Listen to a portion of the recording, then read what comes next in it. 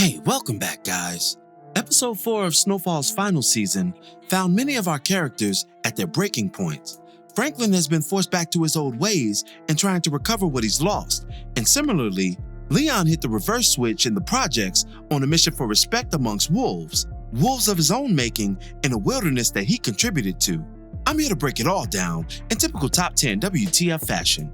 Before we begin, be sure to hit the like button, subscribe, and bell notification to immediately receive these videos. Also, big thank you to all of my channel donors. If you'd like to be the next one, drop $1 on that Cash App for us. And lastly, a spoiler alert is now in effect for all things Snowfall. Here we go. WTF moment number 10, the Paper Caper. Teddy's associate behind Franklin's $73 million removal sets out for lunch with Veronique's mother, disguised as a potential customer. While away, the man's assistant rushes to meet with Veronique, bringing damning evidence against her employer along with her. Veronique gathers pictures of the files, but is forced to rush back upon the man's return. Stalling for time and trying to remain undetected, Nick abruptly stops the man in the streets, giving the assistant just enough time to return the files. This was a nail-biting display and set the stage for the events to come. WTF moment number 9, Franklin unhinged. Franklin is brought up to speed on the paper trail regarding his missing money and its unknown status. Blown by the remaining loose ends, Saint blows up at his future mother-in-law-to-be in a furious eruption that gives Cassandra cause to pause. Upon expressing her apprehensions, Saint reminds her of the capital gains to be attained by the completion of their coup against Teddy. WTF moment number 8, Graffiti Epiphany. Wanda rescues an unnamed woman being spray painted by a couple of random kids. Upon her intervention, she briefly sees her former self in the woman's strung-out predicament, along with the daily movement of the drugs that once consumed her life. This places our girl at the crossroads of transgression and redemption. WTF moment number 7, Intruder Unlikely. Sissy returns home and pulls her gun upon hearing someone rummaging through her things.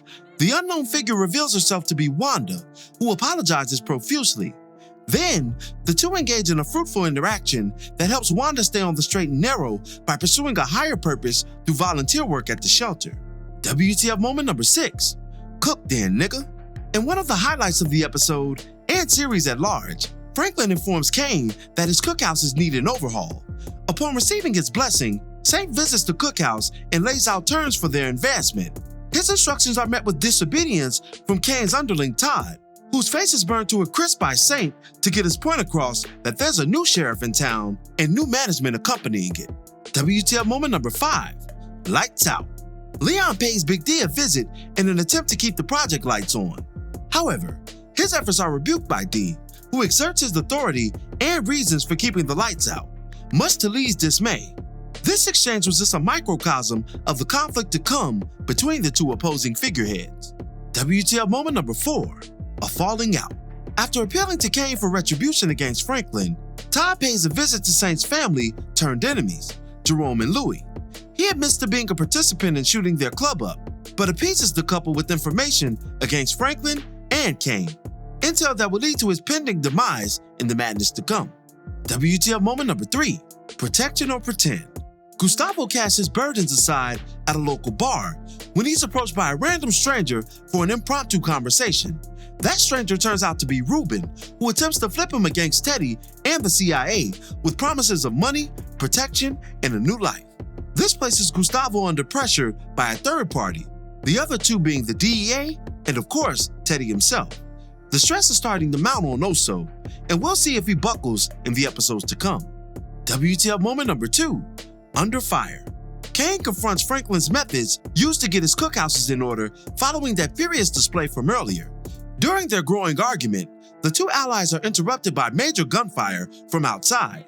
Hitting the deck and making their way to the kitchen, they realize that the betrayal was courtesy of Kane's soldier turned adversary Todd, who Franklin's methods were subject of the prior conversation.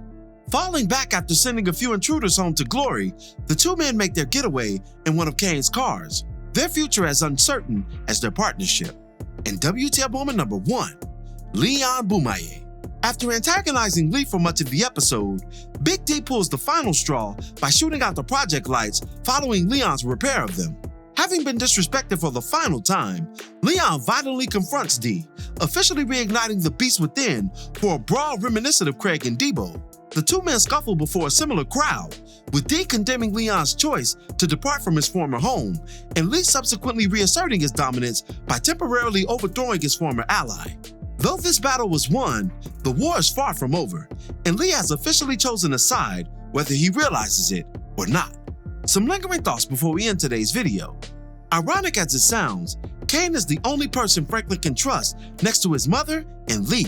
In the 48 Laws of Power, it encourages placing confidence in former friends turned enemies, because despite the differences, you know where that person is coming from. An attack from an enemy wouldn't surprise an ally, as one from a friend would completely blindside you. It's in this context that Franklin and Kane's partnership resides in, and it's been a thrilling alliance to start. You may have noticed that Veronique was left out of the prior trustworthy All-Star team, and there's a reason for that. While I completely believe that she has the best intentions for Franklin, her mother Cassandra does not. A woman with her level of savvy and connections can never fully be trusted, and it'll be interesting to see how she moves once they recover Saint's stolen money, if at all.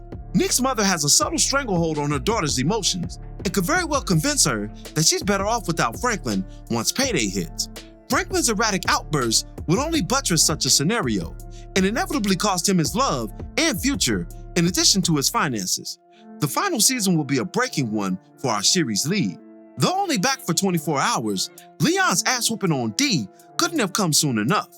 You could see Lee practicing restraint while being taunted over his wife and her former status in the village. But when Dee shot out those lights, Lee's hand was forced. It was symbolic because he's been trying to spread light since his return, and Dion eradicating those efforts simultaneously turned off the lights in Leon altogether, reverting him back to that bulldog we witnessed from seasons 1 to 4, the one who inspired a formerly incarcerated Franklin to, quote, beat the fuck out them niggas. As entertaining and cathartic as it was to have him back, it only spells more doom for his character going forward. While we're on the subject of those project lights, they were the focus of the opening cinematography following the botched information hit on the middleman between Teddy and Franklin's 73 M's. As Leon's journey would begin under these lights and trying to spread it through his efforts with Einstein, it would also end there through his overthrowing of Big D. Fingers crossed for Saint's most loyal soldier going forward. Wanda's compassion for that unfortunate soul strung out on crack simultaneously displayed her current struggle to remain sober, and foreshadowed her buffer between addiction and virtue through righteous efforts via the shelter. Franklin adhered to a critical strategy of war by rearranging Kane's cookhouses in person. Lead from the front. According to Robert Greene's 33 Strategies of War, a true general must, quote, lead from the front. Let your soldiers see you in the trenches, making sacrifices for the cause. By acting in this fashion, one transforms his war into a crusade and inspires his troops to action through direct example. This will bode well for Franklin, but just may continue to strain things between him and Kane, which are already fragile at best. We'll see what the mid-season episode brings in the form of confrontation. And finally, on the precipice of episode 5, it seems that a major character death is on the horizon. Given the events of last episode, my bet is unfortunately on Leon, but let me know whose time you think is up in the episode to come. And that'll do it for this one. What were your thoughts on episode 604? Be sure to drop me your opinions in the comments below. As always, I thank you for watching today's video. If you liked today's video, go ahead and drop a dollar on that Cash App for us, hit the like button, share it with your friends who are fans of Snowfall, and subscribe for more content such as this. This is Rudy P. Magic of Rudy P. Magic Beats, and have a blessed one until the next one. Peace, y'all.